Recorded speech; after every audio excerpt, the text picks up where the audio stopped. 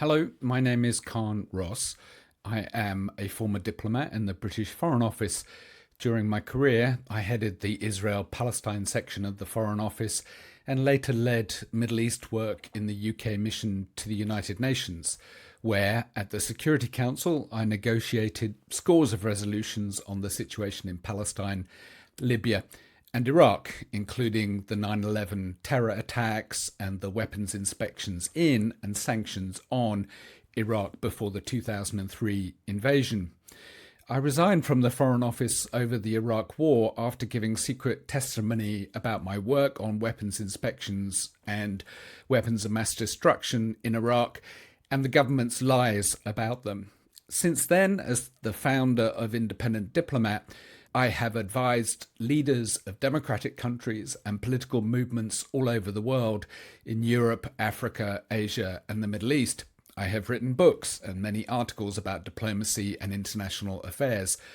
I have worked with brave people fighting against dictatorship, genocide, and oppression from Western Sahara to Myanmar, from Syria to Sri Lanka. I continue to do so today. Today, I want to talk about complicity in genocide and the very grave possibility that the British government and other Western governments are, in fact, complicit in the genocide that's going on right now in Gaza. In particular, I want to talk about individual accountability of our ministers and senior officials. First, it's clear that Israel is committing genocide. Multiple legal experts have come to this conclusion based on the explicit statements of Israeli leaders, ministers, and military officials who have made literally hundreds of declarations of genocidal intent. A conclusion also based on Israel's conduct, which is also genocidal, the publicly declared and deliberate starvation of the entire population of Gaza, the disproportionate killing of women and children, the denial of medical supplies, water, fuel, and electricity, as well as the systematic destruction of Gaza's hospitals, bakeries, and other civilian infrastructure, all evidence of the intent and conduct required to establish genocide. The former British Supreme Court Judge Jonathan Sumption concluded that the most plausible explanation of current Israeli policy is that its object is to induce Palestinians as an ethnic group to leave the Gaza Strip for other countries by bombing, shooting, and starving them if they remain. A court would be likely to regard that as genocide. The Israeli genocide scholar and former IDF member Professor Omer Bartov judged on the evidence that Israel is committing genocide. "I know one when I see one," he said. UN special rapporteurs have reached the same conclusion, as have multiple authoritative organisations, including Amnesty International and Human Rights Watch. You can also look at the International Court of Justice preliminary opinion last year on South Africa's case of genocide against Israel. The ICJ issued binding orders on Israel to take certain measures to prevent acts of genocide and incitement of genocide. These measures are obligatory under the Genocide Convention to which Israel is a party. Israel has taken none of those measures. In fact, the opposite. It has not, for instance, allowed the entry of the necessary humanitarian aid to the people of Gaza. It has instead brazenly announced that it is withholding aid, with the results that we can see today, where millions face deliberately induced famine and scores are dying from hunger every day. Israel is aided and abetted in these actions by other countries, above all the US, of course, but also countries like the UK, Germany, France, and others, by supplying weapons and other military assistance. The UK, for instance, despite claiming that it will not supply weapons that might be used in war crimes, has continued to supply parts for F-35 aircraft, which are used to bomb Gaza, claiming, implausibly, that it cannot stop such exports which are made to a common pool. This is nonsense. My suspicion is that the reason the UK doesn't stop the supply of parts is because the US is the F-35's lead manufacturer, and the UK doesn't want to annoy the US. Foreign Secretary Lamy, however, says that to stop supplying the parts would undermine the whole F-35 programme. This too is obviously nonsense. Of course the suppliers can stop sending parts to Israel. The UK announced late last year that it would stop licensing arms sales to Israel that may be used in war crimes. But Britain has stopped only 30 of 300 licenses for arms supplies to Israel. And since the announcement, official records show a surge in export licenses for military equipment and munitions, including items specifically described in customs codes as ammunition, explosives, bombs, grenades, and similar ordnance. Between September 2024, when the partial suspension of arms licenses was announced, and March this year, 3 months ago, there is evidence from Israeli tax records that the UK has supplied over 8,000 individual munitions to Israel, bombs, missiles, mines. These permits would have been signed off by officials and ministers sitting in Whitehall. Drone engines manufactured in Dorset are exported to Israel for use in large military quadcopters, robot killers, that fly over Gaza and bomb and deliberately shoot civilians, including children. Since Hamas's murderous attack on the 7th of October 2023, the UK has conducted over 500 RAF military surveillance flights over Gaza. The government refuses to answer questions about these flights, though it has said in the past that they are used to gather intelligence to help locate Israeli and particularly British hostages. These flights continue today, even though no British hostages remain in Gaza. David Lammy, the Foreign Secretary, says that they are not used to provide intelligence to the Israeli military, and this would be wrong. But the government itself has admitted that the detailed video filmed by these aircraft is shared with Israel. The claim that this intelligence is used only to help free hostages is simply not credible. Complicity is a crime under the Genocide Convention, agreed in 1948 in response to the mass atrocities committed by Nazi Germany before and during the Holocaust and the Second World War. It is a separate crime from genocide itself. It is a grave crime and punishable under international law, even if the complicit actor does not share the genocidal intent of those committing the acts of genocide. Notably, the Genocide Convention makes clear that its provisions apply not only to states but to individuals. The Nuremberg tribunals had firmly established the principle of individual accountability and criminal responsibility, an important cornerstone of international law. Article 4 of the Genocide Convention states that persons committing genocide or any of the other acts enumerated in Article 3, which includes complicity, shall be punished, whether they are constitutionally responsible rulers, public officials, or private individuals. This is right. I know from my own experience that officials and ministers hide behind the protection of the state when doing terrible things, such as the sanctions that did immense harm to the Iraqi civilian population in the years before the 2003 invasion. I was part of that. No one has been held accountable. I remember thinking that even if the sanctions were illegal under international humanitarian law, nothing would happen to me because I was an operative of the state. I'm sure I would have questioned my actions more thoroughly had I feared that I might be prosecuted. I am today very ashamed of what I was part of. Many others, officials and now former ministers, are also culpable. Culturally and in the media, it seems that those in government should be treated differently when they commit crimes, particularly those undertaken under the guise of national security. Tony Blair and his cohorts are given a platform on national media, despite the fact that he launched an illegal and unnecessary war. That it was illegal and unnecessary is not just my view, and I worked on Iraq longer than almost any other British official at the time. It is also the view of every reputable international lawyer and the deputy legal advisor at the Foreign Office at the time, who resigned when the government ignored her advice.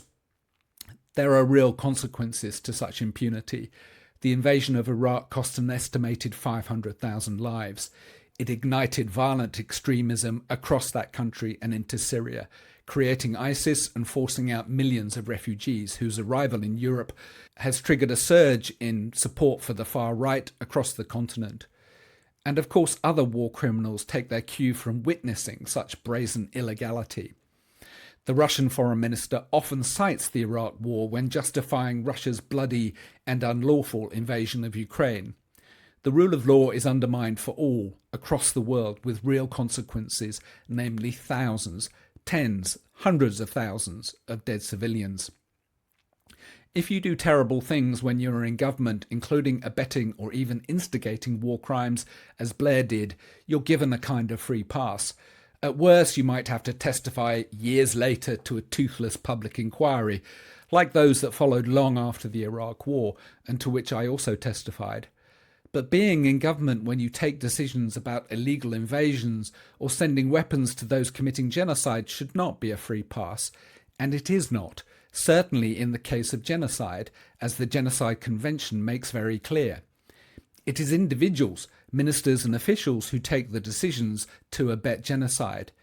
It also includes, of course, Biden and Blinken, his Secretary of State, and also British, German and French ministers who chose to continue arms deliveries to Israel as it killed Palestinians in huge numbers, including, the UN told us last week, the equivalent of a classroom of children every single day, slaughter that cannot conceivably be justified as self-defense. Earlier this week, some of those governments condemned Israel's actions in killing civilians trying to collect food in Gaza. Yet they continue to supply weapons and, in Britain's case, intelligence gathered by the RAF. We don't know what other intelligence they may be providing. Meanwhile, Israeli officers continue to be trained in Britain, and Israeli aircraft stop over to refuel in British air bases. Imagine if Serbia was provided with intelligence by Britain as it conducted genocide in Bosnia, or the military in Myanmar as they slaughtered tens of thousands of Rohingya civilians. This is what Britain is doing with Israel. The Genocide Convention also places clear and binding obligation on its states parties to prevent genocide, to stop genocide. It is called the Convention on the Prevention and Punishment of the Crime of Genocide.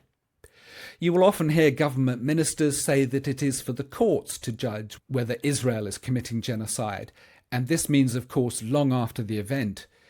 But it is the obligation of signatories of the Genocide Convention to do everything they can to stop genocide from happening in the first place, and it is a serious violation not to do so.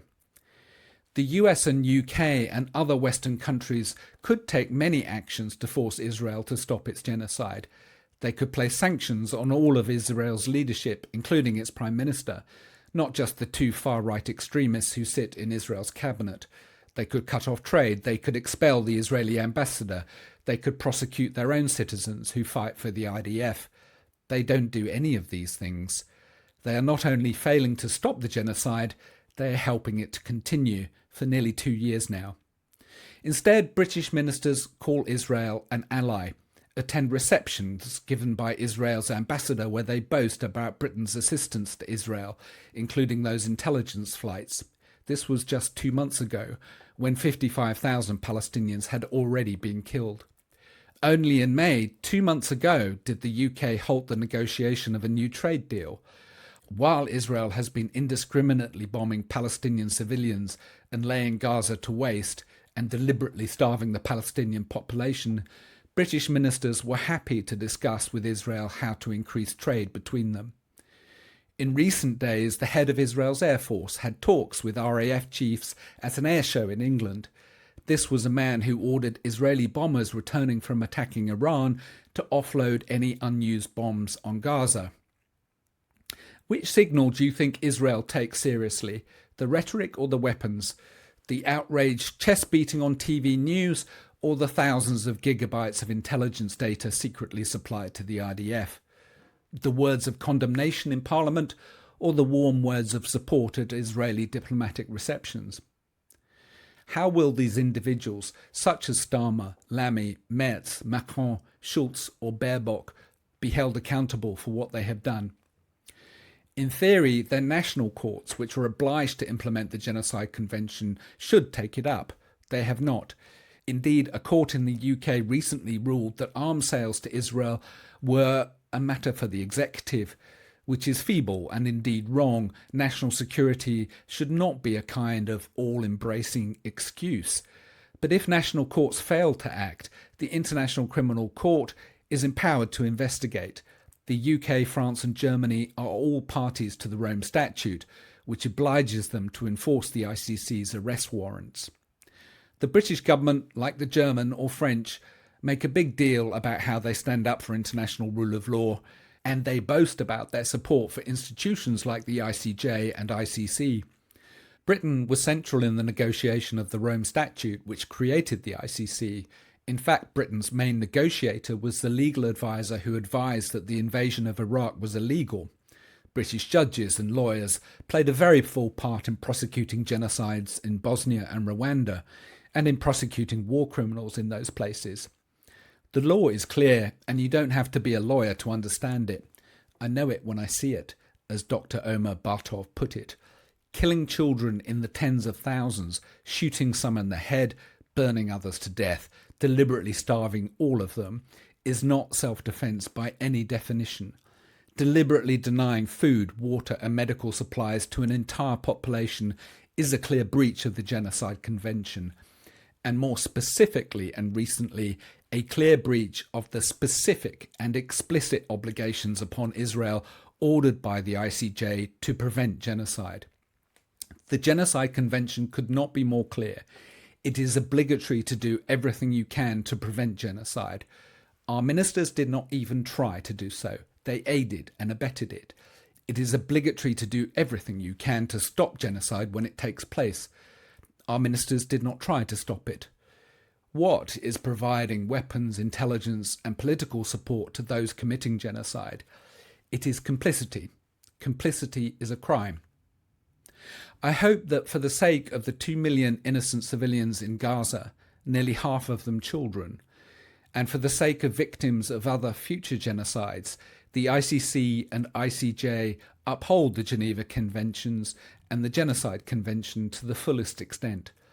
Abetting genocide is a grave crime, and the individuals who are complicit must be held accountable, not to some insipid inquiry years down the line, not to press or parliamentary questions that are never directly or honestly answered, but accountable to the law.